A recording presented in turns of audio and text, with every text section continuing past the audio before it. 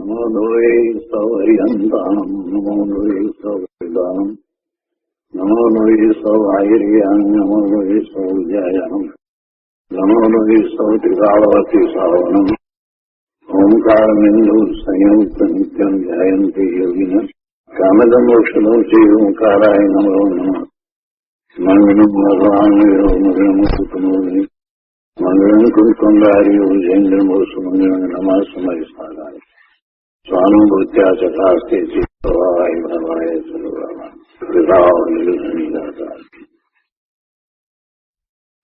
સમાધિ તંત્ર. આચાર્ય ભગવાન પૂજ્યપાદ સ્વામી રચિત સમાધિ તંત્ર તથા શ્રી પ્રભાચંદ્રજી રચિત સમાધિ તંત્રની ટીકા એનો સ્વાધ્યાય ચાલે છે. એમાં આપણે 40 ગાથા સુધી સ્વાધ્યાય પૂરો કર્યો છે. હવે આજે 41મી ગાથા 41મો શ્લોક શરૂ કરીએ તે પહેલા સહેજ વિચાર કરીએ કે 40મી ગાથામાં શું કહ્યું.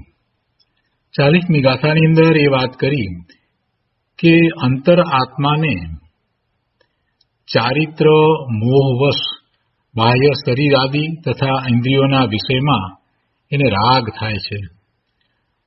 તો ભેદ વિજ્ઞાન દ્વારા જ્ઞાન દર્શનના ઉપયોગને ત્યાંથી હટાવી શુદ્ધ આત્મ સ્વરૂપમાં જોડવો અને એમ કરવાથી એ રાગનો નાશ થાય છે. એટલે કે પછી રાગની ઉત્પત્તિ થતી નથી.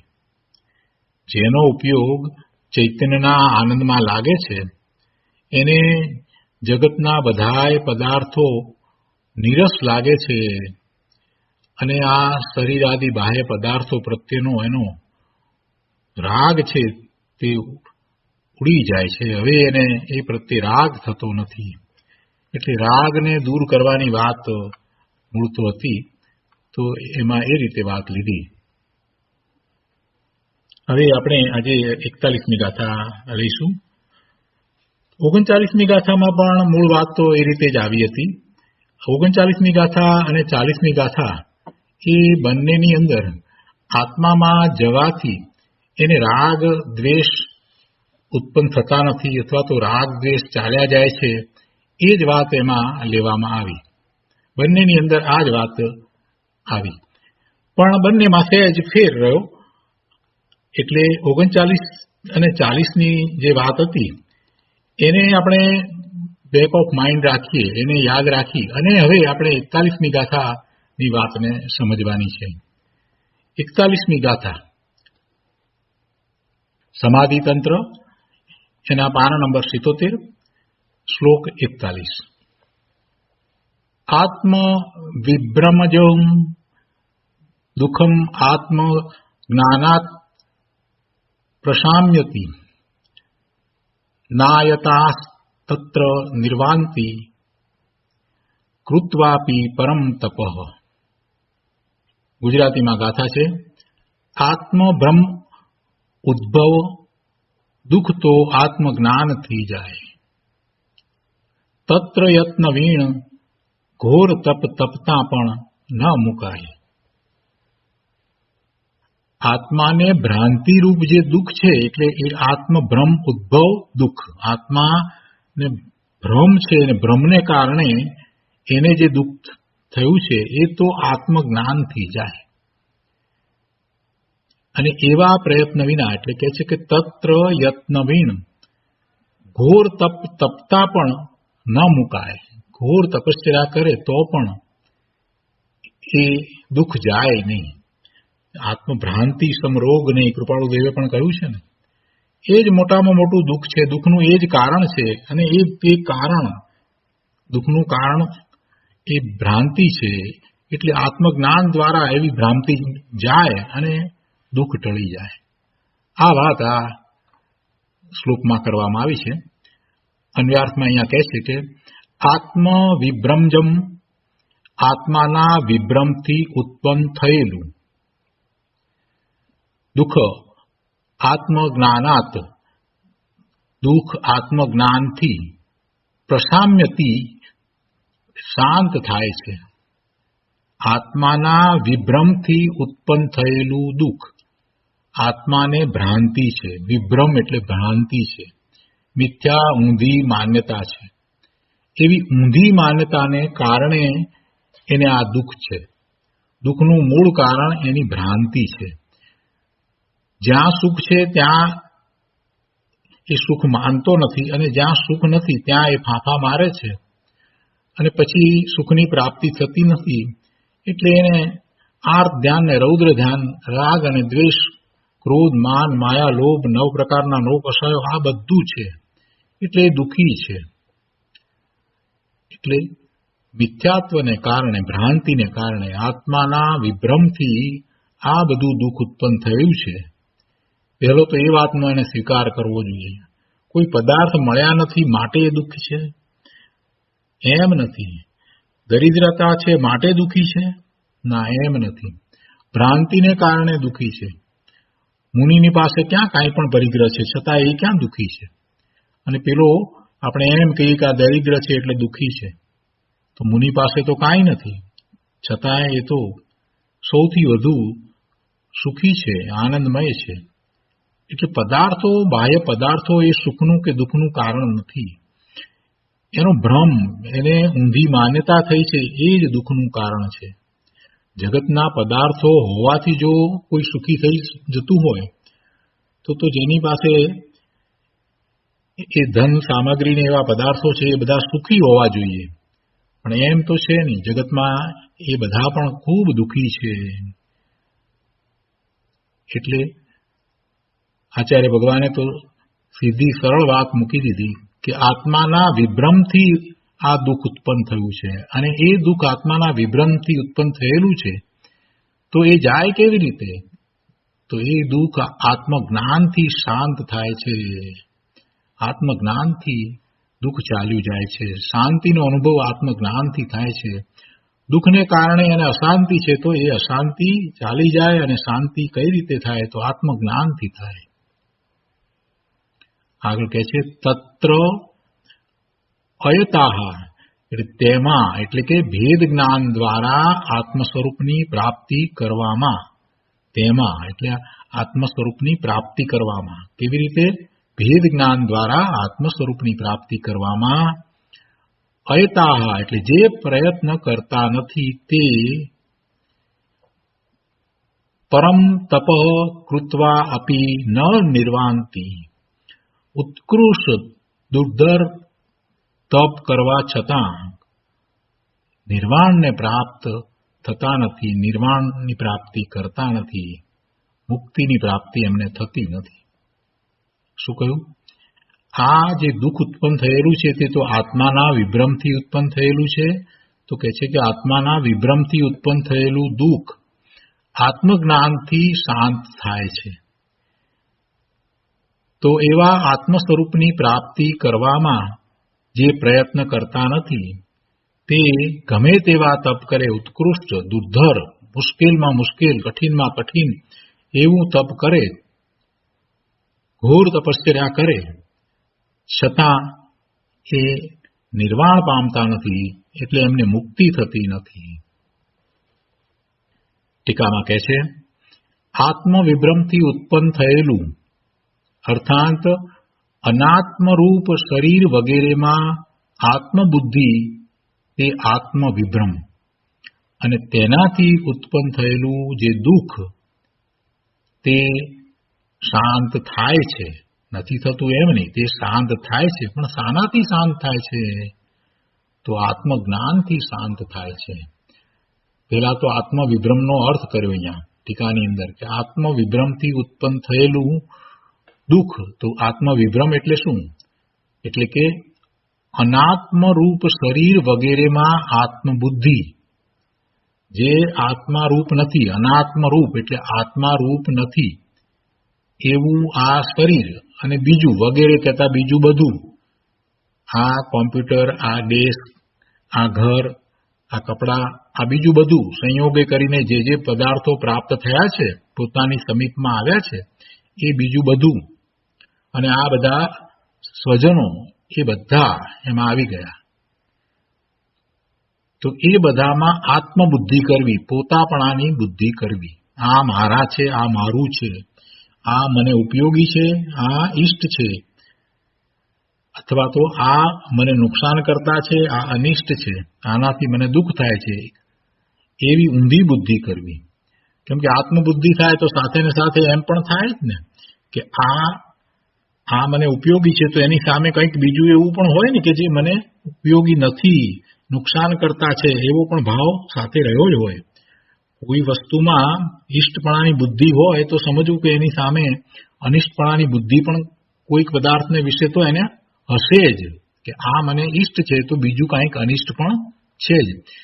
એટલે આ જે બધી માન્યતાઓ એને જે અનાદિની ઘર કરી ગઈ છે, એટલે અનાદિનું એને અગૃહિત મિથ્યાત્વ ચાલ્યું આવે છે, એ આ શરીર આદિમાં આત્મબુદ્ધિને કારણે શરીર આદિ જે બધા અનાત્મરૂપ છે, આત્મારૂપ નથી, એમાં પોતાની માન્યતા કરવી એટલે પોતાના હોવાપણાની માન્યતા કરવી એટલે પોતે એ રૂપે છે એવી માન્યતા કરવી, શરીર સહિત પોતાના સ્વરૂપનો સ્વીકાર કરવો. જીવને પોતાનું અસ્તિત્વ શરીર વિનાનું કલ્પવું બહુ મુશ્કેલ પડે. જેને આ દ્રવ્યશ્રુતનો અભ્યાસ નથી, જેને તીર્થંકર પરમેશ્વરની વાણીમાં પ્રકાશેલા પરમ શ્રુતને સાંભળ્યું નથી, એનો વિશ્વાસ લાવ્યો નથી, એ તરફ કંઈ લક્ષ કર્યું નથી, એવો પ્રયત્ન નથી કર્યો ને, એને આ વાત બહુ અઘરી પડે કે શરીર વિનાનો જ આત્મા હોય, આત્માને શરીરની અપેક્ષા નથી, શરીર વિનાનો જ આત્મા તો છે, અને શરીર વિનાનો આત્મા જ ખરેખર તો શોભે છે, શરીર સહિત આત્મા શોભતોય નથી. આ મોટો ભ્રમ એને ચાલી રહ્યો છે કે શરીર હોય એ જ હું, શરીર વિના પોતાના અસ્તિત્વને કલ્પી નથી શકતો ને. એનું કારણ જ આ છે કે એને જીનેશ્વર ભગવાનની વાતને માની નથી, સ્વીકારી નથી, એટલે આ ભ્રમ ચાલ્યો આવે છે. એટલે અનેક પ્રકારે અનાત્મરૂપ પદાર્થોમાં, શરીર અને બીજા અન્ય પદાર્થોમાં એ આત્મબુદ્ધિ કરે છે, પોતાપણાની બુદ્ધિ કરે છે, એ જ આત્મવિભ્રમ છે. અને એવા આત્મવિભ્રમને કારણે દુઃખ ઉત્પન્ન થાય છે. કેમ કે જ્યાં એ પોતાપણાની કલ્પના કરે છે અને એ એના કાબુમાં નથી, શરીરમાં એ પોતાપણાની કલ્પના કરે છે કે શરીર મારું છે, અને છતાંય શરીર ગરડું થાય, શરીર રોગી થાય, શરીરમાંથી કોઈ અંગ જે છે તે કપાઈ જાય, આ બધું જે થાય તો એને દુઃખ થાય છે. કેમ કે શરીરને પોતાનું માન્યું છે ને, પોતે શરીર રૂપે છે એવું માન્યું છે ને, એટલે એને દુઃખ થાય છે. શરીર ગરડું થયું તો એનું પણ દુઃખ છે, શરીરમાં રોગ આવ્યો એનું પણ દુઃખ છે, શરીરમાં અશક્તિ છે, શરીર ક્ષીણ થયું છે તો પણ દુઃખ છે, શરીરને ભૂખ લાગી છે તો પણ દુઃખ છે.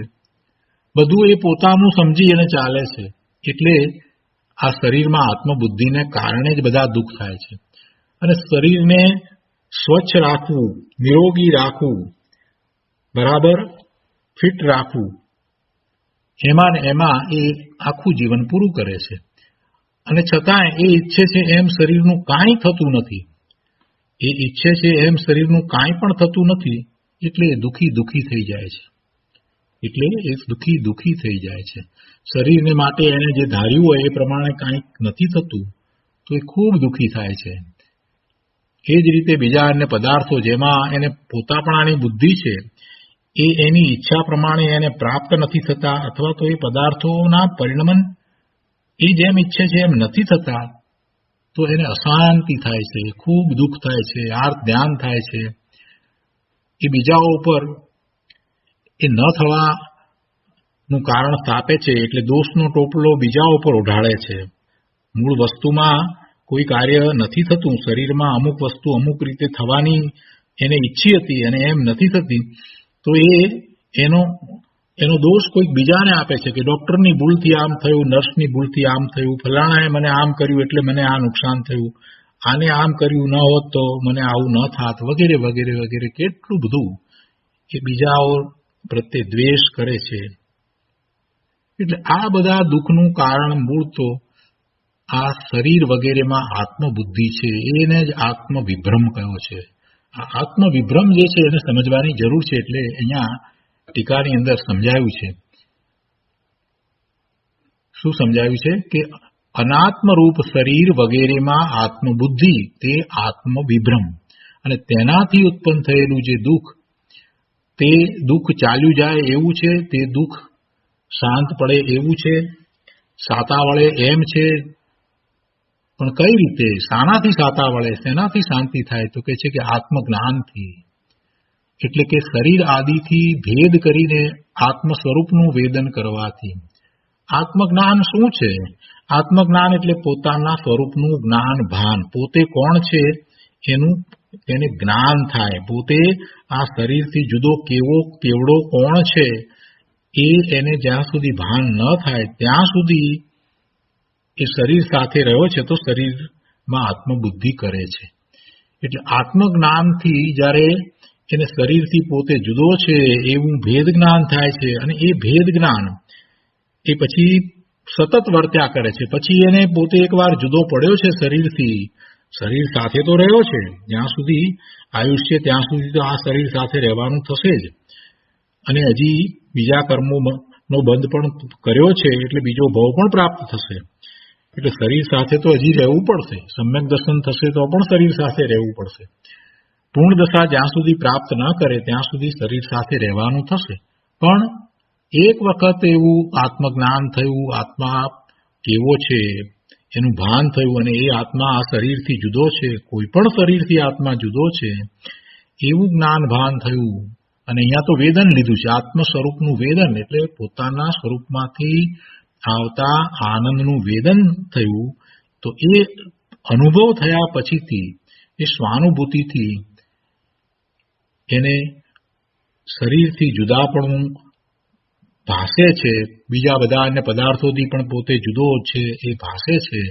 અને એમ થતા હવે એને દુઃખ ચાલ્યું જાય છે. શરીરને કારણે હવે એને દુઃખ થતું નથી. સમ્યક દ્રષ્ટિને પણ દુઃખ તો લાગે છે, નથી થતું એમ નહીં, વેદે છે, પણ એને જ્ઞાતા ભાવે વેદે છે.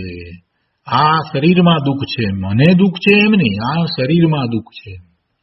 ગુરુદેવને તમે કદાચ પ્રવચનમાં સાંભળ્યા હોય તો ગુરુદેવ છેલ્લા વર્ષની અંદર વાત કરતા તો કે હવે આનો રિપોર્ટ આમ આવ્યો છે, આનો એટલે આ શરીરનો, હવે એનું આમ કે છે, જાણે કે ત્રીજી કોઈક વ્યક્તિની વાત કરતા હોય ને એવી રીતે વાત કરે. આ શરીરમાં હવે આ આમ છે, હવે આ આમ કે છે, એનો રિપોર્ટ આમ કે છે, આમ આવ્યું છે, એનું એમ છે. ત્રીજાની કોઈકની વાત કરતો એવી રીતે વાત કરે. શરીરથી કેટલા બધા છૂટા પડી ગયા હશે ત્યારે એવી રીતે વાત થાય, સહજ રીતે એમ જ વાત થાય. સહજ રીતે ગુરુદેવની વાણીમાં એમ આવતું. છેલ્લા વર્ષોના તમે પ્રવચનો સાંભળો તેમાં ક્યાંક ક્યાંક આવી વાત તમને સાંભળવા મળે. એટલે શરીરથી એ જુદા પડી જાય છે. શરીર અને પોતે જુદા છે એ ભાવ જ્યારે થઈ જાય છે પછી શરીરમાં દુઃખ છે છતાં એ દુઃખ શરીરમાં છે પણ પોતાને નથી, એમ એમને દુઃખ ચાલ્યું જાય છે, એમ એમને શાંતિ વર્તે છે, એમ એ સાતામાં રહે છે. અહીંયા આગળ કહે છે ટીકામાં કે દુર્ધર તપના આચરણથી એટલે આચરણથી દુર્ધર તપ એટલે બહુ મુશ્કેલ તપ, કઠિન તપ, એવા અનુષ્ઠાન દ્વારા એનાથી તો મુક્તિની સિદ્ધિ થવાથી તે દુઃખનો ઉપશમ થશે નહીં એવી શંકા કરનારને કહે છે.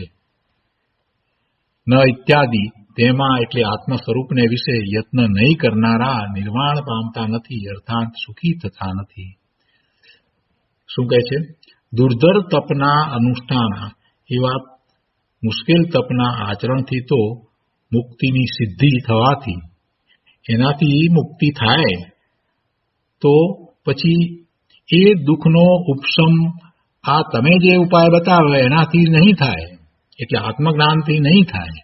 શું કહે છે? દુર્ધર તપના અનુષ્ઠાનથી આચરણથી તો મુક્તિની સિદ્ધિ થવાથી તે દુઃખનો ઉપશમ થશે નહીં એવી આશંકા કરી. તે દુઃખનો ઉપશમ નહીં થાય એટલે કે આ તમે જે માર્ગ બતાવ્યો આત્મજ્ઞાનથી એનાથી એ દુઃખનો ઉપશમ નહીં થાય.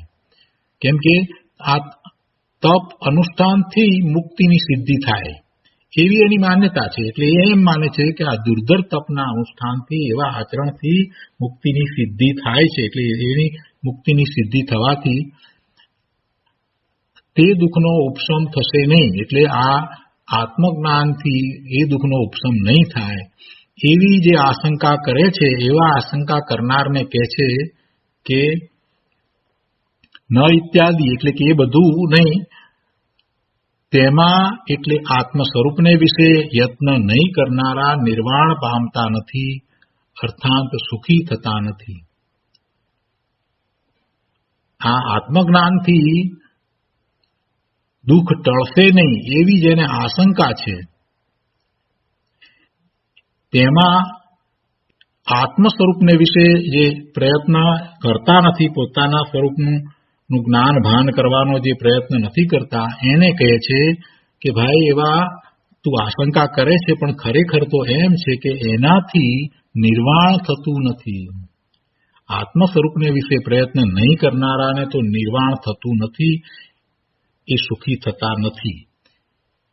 શું કરીને?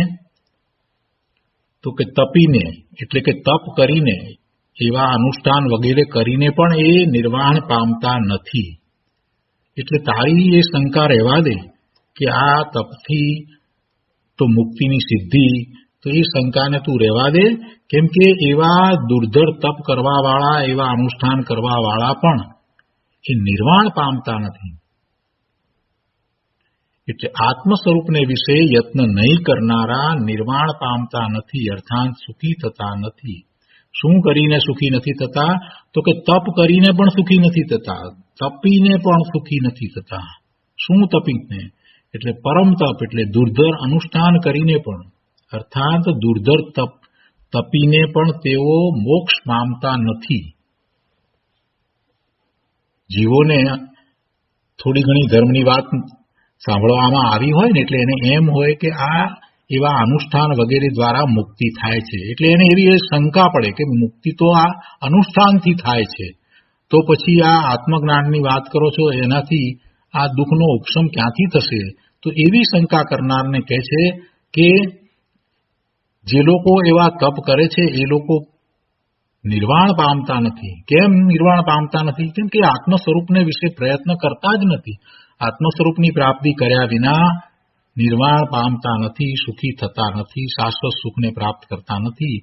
ભલે ગમે તેટલા તપ કરે તો પણ, એવા તપ કરીને પણ, એવા દુર્ધર અનુષ્ઠાન વ્રત આદિ રાખીને પણ જે આત્મ સ્વરૂપને વિશે યત્ન નથી કરતા, એ મોક્ષ પામતા નથી. આ શબ્દરચના જે રીતે અહીંયા લેવામાં આવી છે, સંસ્કૃતનું જે ભાષાંતર કર્યું છે, એટલે એ રીતે એમાં લેવામાં આવી છે. પણ તમે એમાંથી વાંચશો એટલે એનો આખો ખ્યાલ એ રીતે આવશે. સંસ્કૃત વાંચશો તો પણ એ રીતે ખ્યાલ આવી જાય છે. હવે ભાવાર્થની અંદર એ વધારે સ્પષ્ટ લીધું છે કે આત્મભ્રાંતિથી, એટલે શરીર આદિમાં આત્મબુદ્ધિ કરવાથી જે દુઃખ ઉત્પન્ન થાય છે, તે દુઃખ ભેદ જ્ઞાનથી નાશ પામે છે. એટલે કે આત્માથી બીજું બધું જુદું છે એવું આત્મજ્ઞાન, એવું ભેદ જ્ઞાન થતા એ દુઃખ ચાલ્યું જાય છે. ભેદ વિજ્ઞાન દ્વારા આત્મ સ્વરૂપની પ્રાપ્તિ માટે જે પ્રયત્ન કરતા નથી, તે ઘોર તપ કરવા છતાં મોક્ષ માર્ગની કે નિર્વાણની પ્રાપ્તિ કરી શકતા નથી. વિશેષમાં કહે છે કે શરીર આદિ અને રાગ આદિમાં આત્મબુદ્ધિ કરવી તે વિભ્રમ છે, આત્મભ્રાંતિ છે, તે દુઃખનું કારણ છે. શરીર આદિથી ભિન્ન આત્મ સ્વરૂપનો અનુભવ કરવાથી, સ્વ પરનું ભેદ જ્ઞાન કરવાથી, અર્થાત દેહ આદિથી અને શુભ ભાવથી પણ ભિન્ન જ્ઞાન દર્શન સ્વરૂપ જ હું છું. શું સ્વ પરનું ભેદ જ્ઞાન કરવું છે? સ્વ એટલે હું, જ્ઞાન દર્શન સ્વરૂપ તે હું, અને એનાથી જુદું આ બધા દેહ આદિ અને સંયોગે કરીને મળેલા પદાર્થો અને એના લક્ષ્ય થતા શુભાશુભ ભાવ, એ બધાથી હું જુદો છું. અને હું કેવો છું તો કે હું જ્ઞાન દર્શન સ્વરૂપ જ છું. એમ ભેદ જ્ઞાન કરવાથી, એવું ભેદ જ્ઞાન કરવાથી, એવા આત્મ જ્ઞાનથી, ભેદ જ્ઞાન કહો કે આત્મજ્ઞાન કહો, તો એવા આત્મજ્ઞાનથી આ દુઃખરૂપ ભ્રાંતિ દૂર થાય છે. શું ભેદ જ્ઞાન કરે છે? કે આ દેહ આદિ અને સંયોગે કરીને મળેલા પદાર્થો અને એના તરફનું લક્ષ્ય કરતા થતા શુભાશુભ ભાવો એ બધાથી પણ હું ભિન્ન છું. હું જ્ઞાન દર્શન સ્વરૂપ જ છું. બીજું કાંઈ મારું નથી. હું બીજા કોઈ રૂપે નથી. હું માત્ર જ્ઞાન સ્વરૂપે જ ભગવાન આત્મા છું. એવા આત્મજ્ઞાનથી આ દુઃખરૂપ ભ્રાંતિ દૂર થાય છે. અને આવા ભેદ વિજ્ઞાનના પ્રયત્ન વગર ઘોર તપ કરે તો પણ જીવ સાચો ધર્મ પામતો નથી, શાંતિને પામતો નથી, સમાધિને પામતો નથી. એટલે ભેદ વિજ્ઞાન વિના એના દુઃખનો અંત આવતો નથી. અહીંયા તો એ વાત લેવી છે કે જીવ કેમ દુઃખી છે એનું કારણ સમજાવ્યું અને એ દુઃખને ટાળવાનો ઉપાય બતાવ્યો. અગાઉની ગાથામાં શું બતાવ્યું હતું કે રાગ દ્વેષ કેમ એના ચાલ્યા જાય, રાગ દ્વેષથી રહિત કેમ થાય એ વાત આવી. અહીંયા હવે શું બતાવે છે કે એનું દુઃખ કઈ રીતે ચાલ્યું જાય. તો દુઃખ દૂર કરવાનો ઉપાય શું બતાવ્યો? તો કે દુઃખનું કારણ પહેલા સમજાવ્યું અને પછી એ કારણને જ દૂર કરવું એટલે દુઃખ દૂર થાય. દુઃખનું કારણ શું? આત્મભ્રાંતિ. અને આત્મભ્રાંતિને દૂર કરવી એટલે દુઃખ થાય, દુઃખ દૂર થાય. આત્મભ્રાંતિને દૂર કરવી એટલે દુઃખ દૂર થાય. તો આત્મભ્રાંતિને કેવી રીતે કાઢવી? તો કે આત્મજ્ઞાનથી. આત્મજ્ઞાન દ્વારા આત્મભ્રાંતિને કાઢતા, આત્મભ્રાંતિ ચાલી જતા હવે એ આત્મભ્રાંતિ જે દુઃખનું કારણ હતું એ કારણ જ નીકળી ગયું. એટલે હવે દુઃખ નથી રહેતું. પણ એના બદલે આત્મજ્ઞાન ન કરે અને એના બદલે એને સ્થાને એ આત્મજ્ઞાન વિના, ભેદ વિજ્ઞાનના અભ્યાસ વિના, એવા પ્રયત્ન વિના માત્ર તપ કરે, અરે ઘોર તપ કરે, મહિનાના ઉપવાસ કરે, ચોવિયારા ઉપવાસ કરે, તડકામાં તપે, ગમે તે કરે, પણ એથી કાંઈ એને ધર્મ થતો નથી, એને આત્મજ્ઞાન થતું નથી. એટલે ભ્રાંતિ જતી નથી, અને ભ્રાંતિ જતી નથી એટલે એનું દુઃખ જતું નથી. આગળ કહે છે, મુક્તિ પ્રાપ્તિ માટે આત્મજ્ઞાન પૂર્વક કરેલું ઈચ્છા નિરોધ રૂપ તપ જ કાર્યકારી છે. કોઈને એમ થાય કે તપની કેમ તમે ના પાડો છો? તપ તો કરવું જોઈએ ને, તપ વિના તો કોઈ ચારિત્ર બનતું જ નથી.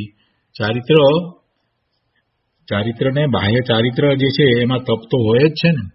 અને ચારિત્ર અને તપ, ચારિત્ર તો લીધું છે, વ્રત સહિત છે એ ચારિત્ર છે, અને વ્રત સહિત છે અને એની સાથે એ તપ પણ કરે છે. તો તપ કરે છે તો પછી એ કેવળ જ્ઞાન પ્રાપ્ત કરે છે ને.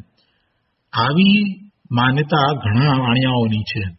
જેઓ કોઈ શાસ્ત્રના અભ્યાસ નથી કરતા ને એમને એ માન્યતા છે. ભાઈ એમ નથી. વસ્તુના સ્વરૂપને તું સમજ. તને જે તપ દેખાય છે એ તપ તો બાહ્ય છે. ખરેખરું તપ તો અંતરંગ હોય છે. અંતરંગ તપને તો તું સમજતો નથી. અંતરંગ તપ કોને હોય? જેને આત્મજ્ઞાન હોય એને અંતરંગ તપ હોય. આત્મજ્ઞાન વિના અંતરંગ તપ હોય ક્યાંથી? આત્મજ્ઞાન વિના અંતરંગ તપ હોય નહીં. પોતે પોતાના સ્વરૂપને વિશે એકાગ્રતા કરીને લીનતા કરે છે, અને બાહ્યમાં ગમે તેવા ઉપસર્ગો હોય તો પણ એના તરફ એનું લક્ષ્ય જતું નથી. પરિચયો હોય તો પણ એના તરફ એનું લક્ષ્ય જતું નથી. અને પોતે પોતાના સ્વરૂપમાં એકાગ્રતા કરી અને ત્યાં જ રમણતા કરે છે તો એનું નામ તપ છે. અને એવું જે તપ એવા પ્રતપન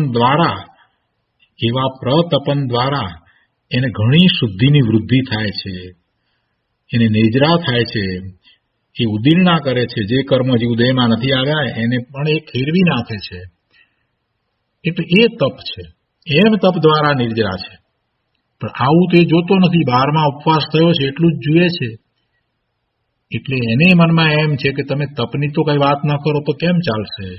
ભાઈ, અમે તપની વાતનો નિષેધ નથી કરતા, પણ તને સાચી વાત સમજાવીએ છીએ કે ભેદ જ્ઞાન વિના આત્માથી બીજું બધું જુદું છે એવું ભેદ જ્ઞાન કરીને આત્માનો અનુભવ કરવો જોઈએ. અને આત્મજ્ઞાન પ્રાપ્ત થશે એટલે શરીર સાથેની આત્મબુદ્ધિ પર પદાર્થો માં મમત્વ બુદ્ધિ એ બધું છૂટી જશે, એટલે તારું દુઃખ ચાલ્યું જશે. એ વાત સમજાવીએ છીએ. અને એ વાત સમજાવીએ છીએ ત્યારે એમ કહીએ છીએ કે એવા આત્મજ્ઞાન વિનાના માત્ર એકલા બાહ્ય તપ દ્વારા ગમે તેવું તપ કરીશ તો પણ તારું દુઃખ જાય નહીં, તને નિર્વાણની પ્રાપ્તિ થાય નહીં, એમ કહેવું છે. તપનો નિષેધ નથી કર્યો, તપનો કોઈ રીતે અહીંયા નિષેધ નથી કર્યો. એટલે કહે છે કે તપ તો હોય, અને તપની સાચી વ્યાખ્યા શું છે? ઈચ્છા નિરોધ તપ, ઈચ્છા નિરોધ રૂપ તપ છે. ઈચ્છા ઉત્પન્ન જ ન થવી એને તપ કહ્યું છે. ઈચ્છા ક્યારે ઉત્પન્ન ન થાય? કોઈ પણ પ્રકારની ઈચ્છા ક્યારે ઉત્પન્ન ન થાય?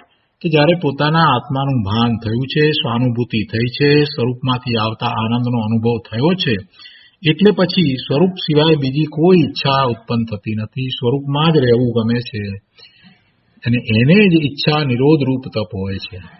એટલે એવા ઈચ્છા નિરોધ રૂપ તપ, સાચા તપ, નિશ્ચય તપની વાત કરી છે. તો મુક્તિની પ્રાપ્તિ માટે એવું તપ હોય છે. શું કહે છે? મુક્તિ પ્રાપ્તિ માટે આત્મજ્ઞાન પૂર્વક કરેલું ઈચ્છા નિરોધ રૂપ તપ જ કાર્યકારી છે. પેલા તપ, આત્મજ્ઞાન વિનાના તપ જે છે તે એ તો બાળ તપ છે, બાળ વ્રત છે. એવા વ્રત તપને તો બાળ તપને બાળ વ્રત કયા. બાળકો જેમ રમત કરતા હોય અને ચોર પોલીસ રમતા હોય, તેમાં કોઈ સાચો ચોર નથી ને કોઈ સાચો પોલીસ નથી. એવી રીતે આ જે તપ ને વ્રત છે એ તો બધા માત્ર શુભાવ છે, એ કોઈ તપ કે વ્રત નથી. આત્મજ્ઞાન સહિત જ જે વ્રત અને તપ હોઈ શકે. આત્મજ્ઞાન વિનાના તપ અને વ્રત છે એ તો બાળ વ્રત તપ છે. અહીંયા કહે છે કે મુક્તિની પ્રાપ્તિ માટે આત્મજ્ઞાન પૂર્વક કરેલું ઈચ્છા નિરોધ રૂપ તપ જ કાર્યકારી છે. આત્મજ્ઞાનથી શૂન્ય, આત્મજ્ઞાન જેને થયું જ નથી એવા, એમને એવું તપ હોતું નથી. આત્મજ્ઞાનથી શૂન્ય તપ તે ખરેખર તપ જ નથી, તે તો સંસાર પરિભ્રમણનું જ કારણ છે. એ શુભભાવ છે, એટલે એને કારણે બંધ પડે છે અને ભવભ્રમણનું જ કંઈ કારણ થાય છે. તેનાથી આત્મા કદી પણ સ્વરૂપમાં સ્થિર થઈ શકતો નથી અને કર્મ બંધનથી છૂટી શકતો નથી. શેનાથી? આ બાહ્ય તપ, આત્મજ્ઞાનથી શૂન્ય કે આત્મજ્ઞાન વિનાના જે તપ, આત્મજ્ઞાન હોય નહીં અને જે તપ છે એવા તપ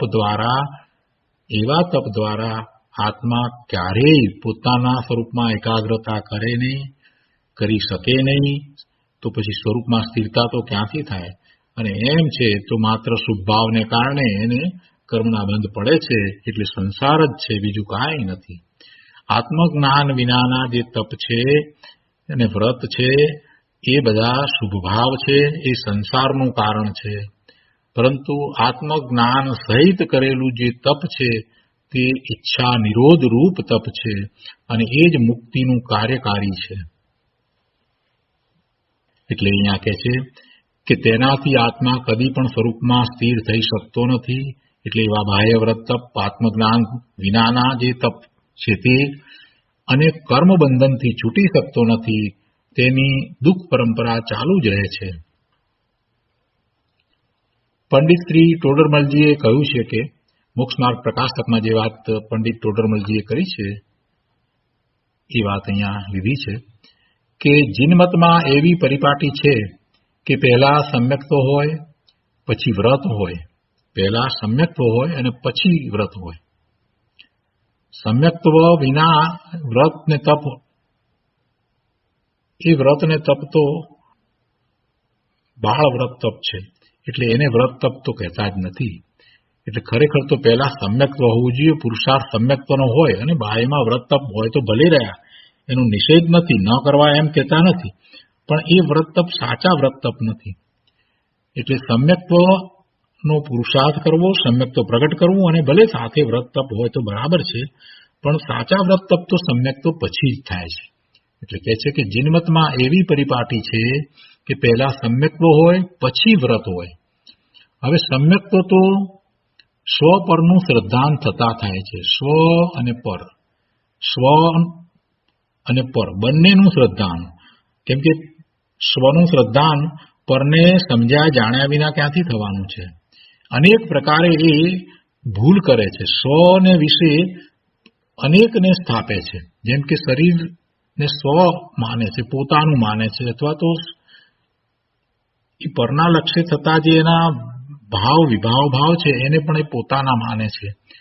તો અહીંયા એમ કેવું છે કે સ્વ અને પર બંનેનું જેમ છે તેમ યથાર્થ શ્રદ્ધાન થવું જોઈએ. જીનેશ્વર ભગવાને સ્વનું જે સ્વરૂપ કહ્યું છે એવું જ સ્વરૂપ એને અનુભવ સહિત થાય ત્યારે એનું સાચું શ્રદ્ધાન થયું કહેવાય. એટલે સ્વનું શ્રદ્ધાન, અને એ જ વખતે એ બીજું બધું જે છે તે પર છે એમ પણ શ્રદ્ધાન થઈ જાય છે.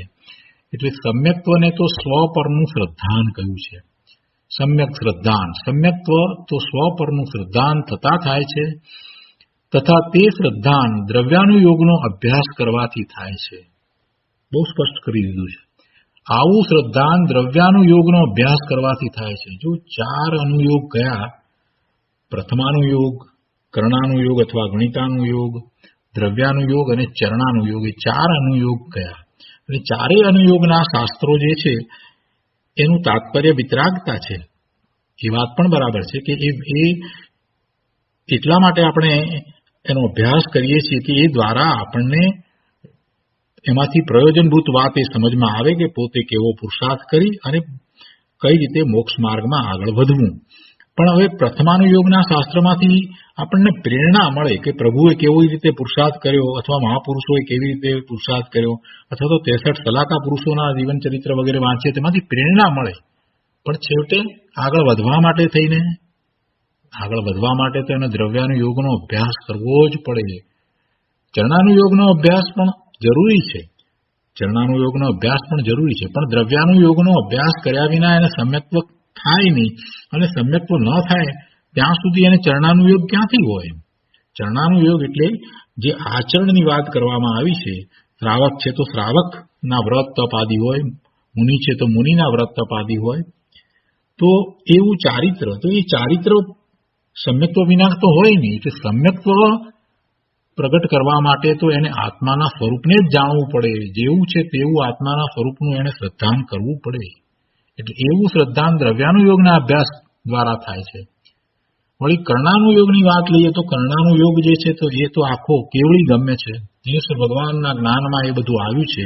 એટલી બધી સૂક્ષ્મ વાત એમાં આવી છે. એ બધી કાંઈ આપણા જ્ઞાનમાં આપણે જાણી શકતા નથી. માત્ર પ્રભુએ જે કહ્યું છે એના સંબંધી કેટલીક વાતને અનુમાન દ્વારા, કેટલીક વાતને તર્ક દ્વારા આપણે સમજીએ છીએ.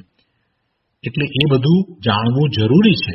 પણ એ બધું જાણવા છતાંય જો દ્રવ્યાનુયોગનો બરાબર જેમ છે તેમ અભ્યાસ ન કર્યો હોય તો સમ્યક તો થાય નહીં.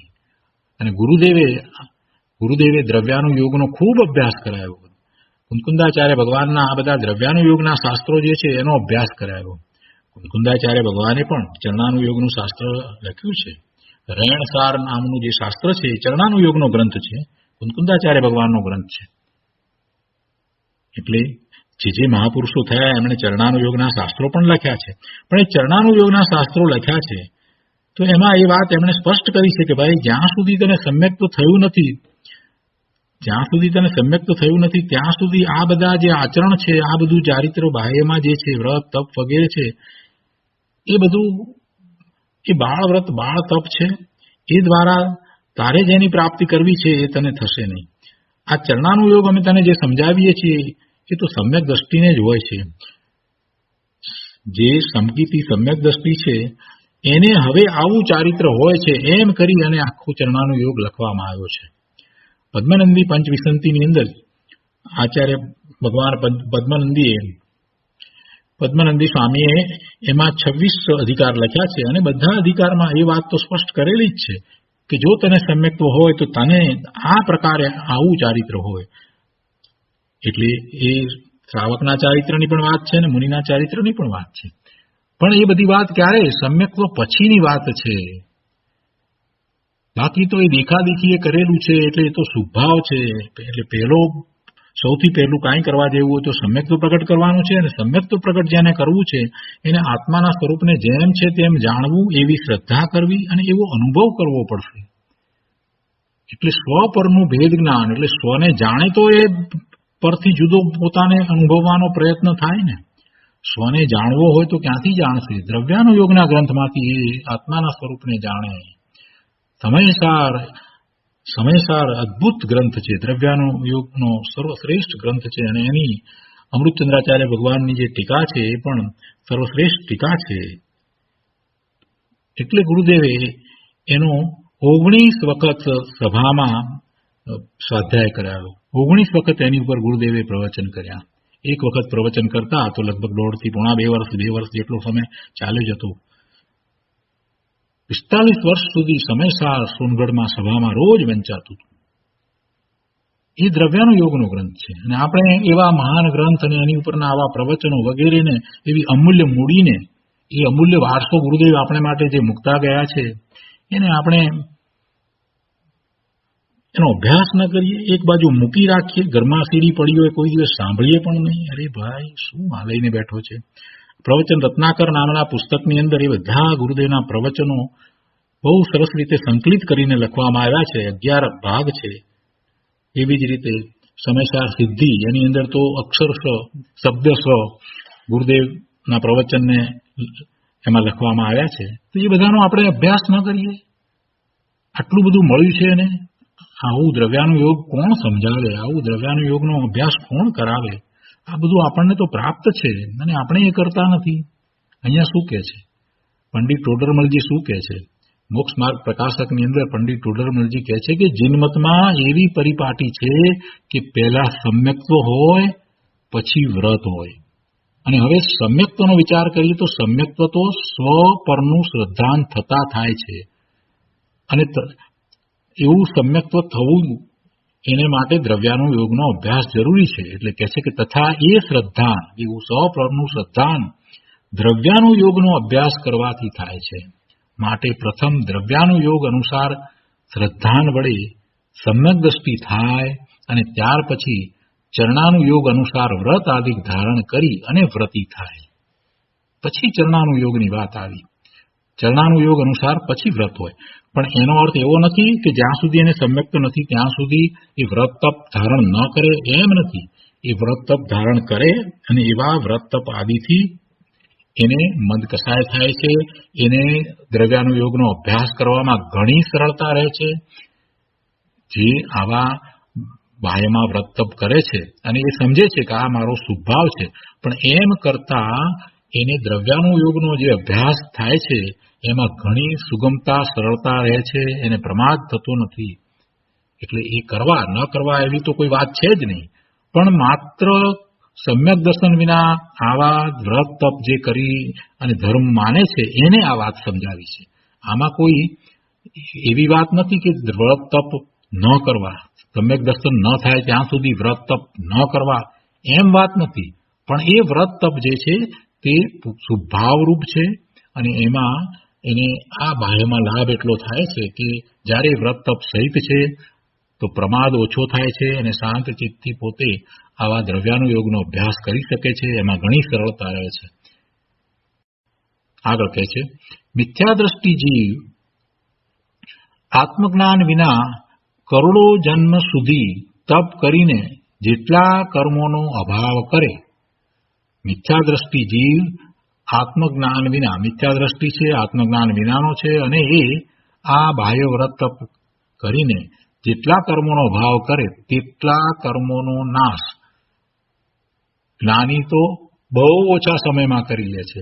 પેલો તો કરોડો જન્મ સુધી જે તપ કરીને જેટલા કર્મોનો અભાવ કરે તેટલા કર્મોનો નાશ જ્ઞાની એટલે કે સમ્યક દ્રષ્ટિ ધર્મી પોતાના મન વચન કાયાનો નિરોધ કરીને, એટલે એ અંતરંગ તપની વાત થઈ. મન વચન કાયાનો નિરોધ એટલે એ અંતરંગ તપ થયું.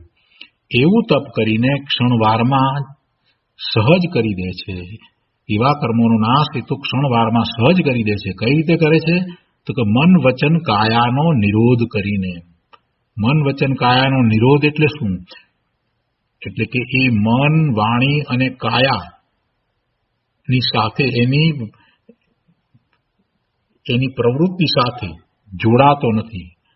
મનની પ્રવૃત્તિ શું છે? વિકલ્પ. તો મનના વિકલ્પ સાથે જોડાતો નથી, એટલે હવે એ વિકલ્પો પણ શાંત થઈ જાય છે. એ વાણી કરતો નથી, બોલતો પણ નથી, શાંત પડી જાય છે. અને કાયા એટલે શરીરની પણ કોઈ પ્રવૃત્તિ કરતો નથી. એમ મન વચન કાયાનો નિરોધ કરીને ક્ષણવારમાં જ સહજ રીતે એ કેટલાય કર્મોનો નાશ કરી દે છે. આત્મજ્ઞાન વિના પંચ મહાવ્રત પાળીને આત્મજ્ઞાન વિના 5 મહાવ્રત પાળીને ભિક્ષા લઈને મુનિ થઈને એ શુભભાવ દ્વારા 9મી ગ્રેવિક સુધી દેવલોકમાં જઈ શકે છે. અને એ ગયો પણ છે, અનંતવાર ગયો, પણ છતાં એ જરાય સુખને પામ્યો નહીં. અને એ વાત અહીંયાથી લીધી છે, દોલતરામજી કૃત 6 ઢાળામાંથી વાત લીધી છે. કોટી જન્મ તપ તપઈ જ્ઞાન વિન કર્મ ઝરઈ જે જ્ઞાની કે છિન્ન में त्रिगुप्ती तई सहज टरई ते मुनि व्रत धार अनंत बार ग्रेविक उपजायो पई निज आत्म ज्ञान विना सुख लेश न पायो. તો આ બંને વાતને એમાંથી લેવામાં આવી છે. અને હવે આગળ કહે છે કે અજ્ઞાની જીવની ક્રિયા સંસારને માટે સફળ છે, એટલે ફળ સહિત છે. શું ફળ મળે? સંસાર ફળે. અજ્ઞાની જીવની ક્રિયા ભલે વ્રત તપની હોય તો પણ અજ્ઞાની જીવની ક્રિયા એને સંસાર જ અપાવે, બીજું કાંઈ અપાવે નહીં, સંસારના ભ્રમણ જ અપાવે. એટલે સંસારને માટે સફળ છે અને મોક્ષને માટે નિષ્ફળ છે. મોક્ષને માટે નિષ્ફળ છે. અને જ્ઞાનીની જે ધર્મ ક્રિયા છે તે સંસારને માટે નિષ્ફળ છે અને મોક્ષને માટે સફળ છે. આ પ્રવચનસારની ગાથા 116ની ટીકામાંથી લેવાનું છે. તો આ રીતે અહીંયા 41મો શ્લોક પૂરો થાય છે. હવે આ શ્લોક ઉપર પૂજ્ય ગુરુદેવ કાંજી સ્વામીએ જે વિસ્તાર કર્યો છે તે આપણે આત્મભાવનામાંથી લઈએ. આત્મભાવના પુસ્તકમાં પાના નંબર 173. આત્મજ્ઞાન વડે જ દુઃખનું શમન અને નિર્વાણની પ્રાપ્તિ. આત્મજ્ઞાન વડે જ દુઃખનું શમન થાય, એટલે આત્મભ્રાંતિ જાય અને દુઃખનું શમન થાય, દુઃખ શમી જાય અને આગળ વધીને નિર્વાણની પ્રાપ્તિ થાય. અહીંયા કહે છે કે ચૈતન્ય સ્વભાવની મહત્તા, પોતાના ચૈતન્ય સ્વભાવની મહત્તા અને બાહ્ય ઇન્દ્રિય વિષયોની તુચ્છતા જાણીને પોતાના ઉપયોગને વારંવાર ચૈતન્ય ભાવનામાં જોડવો. એમ કરવાથી પર પ્રત્યેનો પ્રેમ નાશ થાય છે અને વિતરાગી આનંદનો અનુભવ થાય છે.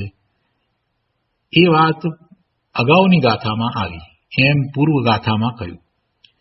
એ જ વાતને દ્રઢ કરતા હવે અહીંયા કહે છે કે આત્માના વિભ્રમથી ઉત્પન્ન થયેલું દુઃખ, આત્માના વિભ્રમથી ઉત્પન્ન થયેલું દુઃખ આત્માની ભાવનાથી જ નાશ થાય છે. જેઓ આત્મજ્ઞાનનો ઉદ્યમ કરતા નથી તેઓ ઘોર તપ કરે તો પણ નિર્વાણ પામતા નથી. 41મી ગાથાનો વિસ્તાર કરતા ગુરુદેવ સમજાવે છે કે આત્મા જ્ઞાન આનંદ સ્વરૂપ છે. તેને ભૂલીને દેહ આદિમાં આત્મબુદ્ધિરૂપ જે વિભ્રમ છે તે જ દુઃખનું મૂળ છે. તે આત્મવિભ્રમથી થયેલું દુઃખ આત્મજ્ઞાન વડે જ દૂર થાય છે. દેહ આદિથી ભિન્ન જ્ઞાન દર્શન સ્વરૂપ જ હું છું, બીજું કાંઈ મારું નથી, એવા આત્મજ્ઞાન વગર દુઃખ મટવાનો બીજો કોઈ ઉપાય નથી. આવા આત્મજ્ઞાન વગર ઘોર તપ કરે તો પણ જીવ નિર્વાણ પદને પામતો નથી. ગાથાની મૂળ વાતને સ્પષ્ટ કરી દીધી. હવે ગુરુદેવ કહે છે કે જુઓ, આત્મજ્ઞાનનો પ્રયત્ન કરતા નથી અને વ્રત તપનો જ ઉદ્યમ કરે છે, વ્રત તપનો જ પ્રયત્ન કરે છે, તેઓ માત્ર ક્લેશ જ પામે છે, નિર્વાણને પામતા નથી. કેમ ક્લેશ પામે છે? કેમ કે આત્મજ્ઞાનનો પ્રયત્ન કરતા નથી, આત્માને જાણતા નથી, ભેદ જ્ઞાન થતું નથી, સ્વરૂપથી જુદું આ બીજું બધું છે અને પોતે ભગવાન આત્મા એનાથી જુદો જ્ઞાન સ્વરૂપ છે. એવું જ્ઞાન ભાન વર્તતું નથી. એટલે 12માં ને 12માં રોકાઈ રહ્યા છે અને 12માં જ આ બધી ક્રિયાઓ દ્વારા ધર્મ માને છે.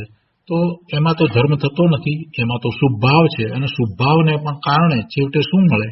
શુભ ભાવને કારણે સંસાર મળે છે, ભવના ભ્રમણ થાય છે.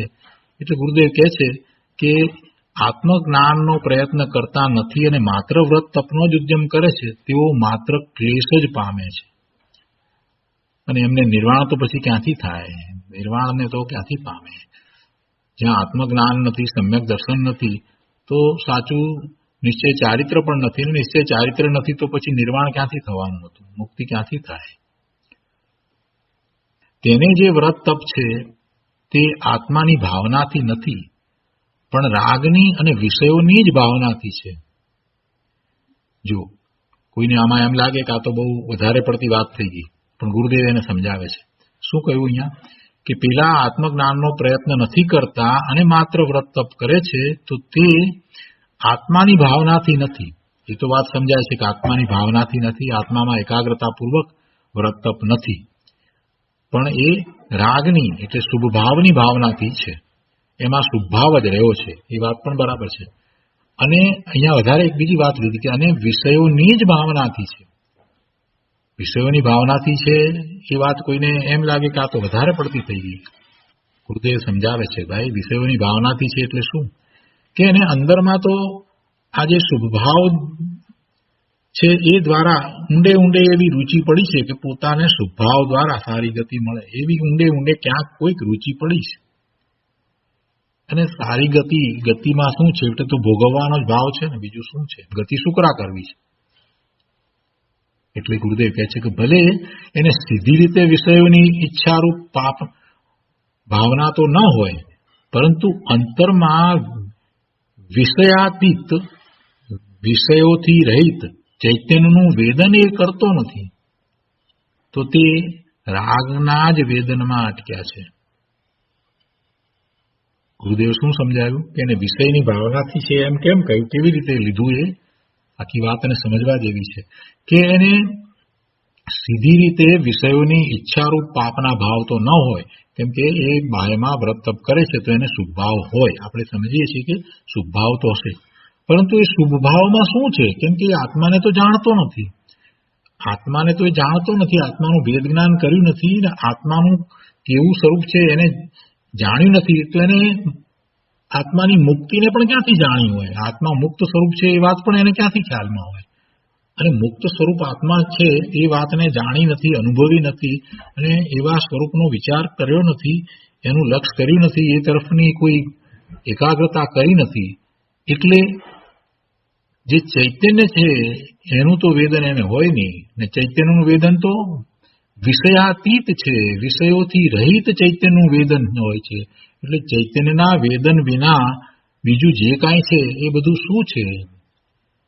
એ બધું વિભાવ ભાવરૂપ તો છે. એટલે એ તો ખરેખર ક્યાં અટક્યો છે? રાગના વેદનમાં જ અટક્યો છે. એટલે તેના અભિપ્રાયમાં રાગની અને રાગના ફળરૂપ ઇન્દ્રિય વિષયોની ભાવના પડી જ છે.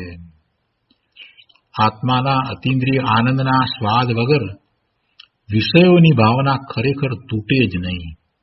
બહુ સરસ વાત છે. આત્માના અતિન્દ્રિય આનંદના સ્વાદ વગર એટલે આત્માના અનુભવ વગર, આત્માનો અનુભવ થાય અને અતિન્દ્રિયપણે જે ઇન્દ્રિયો વિના જે આનંદનો અનુભવ થાય છે એવો અનુભવ જેને થયો છે એને હવે આ બહારના પાંચેય ઇન્દ્રિયોના વિષયો જે છે એ ફિક્કા લાગે છે, એમાં કાંઈ રસ પડતો નથી, એનો રસ તૂટી જાય. જેને સ્વાનુભૂતિ થઈ છે, એને આત્મામાંથી આવતા આનંદનો અનુભવ વર્તે છે, તો એને હવે એ અતિન્દ્રિય આનંદનો સ્વાદ ચાખ્યા પછીથી બહારમાં કોઈ ઇન્દ્રિયોના વિષયનો સ્વાદ લાગતો નથી, કોઈ વિષયમાં એને રસ પડતો નથી. એટલે એને વિષયોની ભાવના ખરેખર તૂટે જ છે. આત્માના અતિન્દ્રિય આનંદના સ્વાદ વગર એ વિષયોની ભાવના ખરેખર તૂટે નહીં. જેઓ આત્મજ્ઞાનનો પ્રયત્ન કરે છે તેઓ જ દુઃખથી છૂટે છે.